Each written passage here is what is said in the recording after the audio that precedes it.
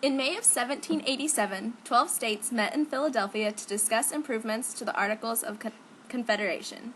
This meeting was called the Constitutional Convention. After a little discussion, the delegates decided that it would be better to have a rewritten Constitution than just amending the Articles of Confederation.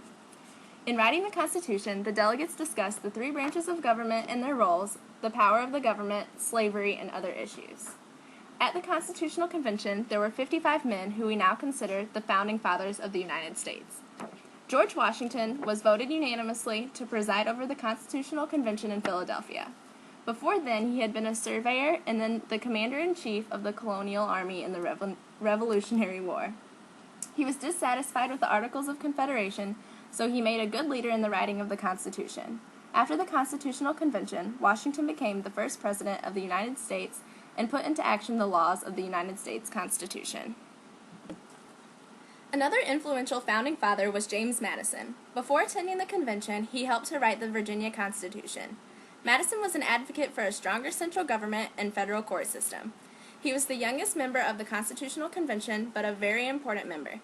He helped in editing the first draft of the Constitution and was also the only person who kept extensive notes on the convention. If it wasn't for Madison, we wouldn't know very much now about what happened in Philadelphia in 1787.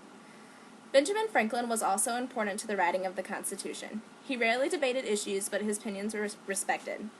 Franklin is the only founding father that signed all four major documents of the founding of the United States: the Declaration of Independence, the Treaty of Paris, the Treaty of Alliance with France, and the United States Constitution.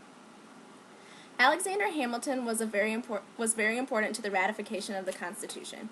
He helped write the Federalist Papers that encouraged states to ratify. His essays on the need for a stronger union, the utility of a national taxing power, and the importance of the executive and judicial branches of the federal government encouraged states to ratify more quickly. On September 17, 1787, the Constitution was completed. The delegates decided that for the Constitution to become the supreme law of the land, that at least 9 states had to ratify or approve the Constitution.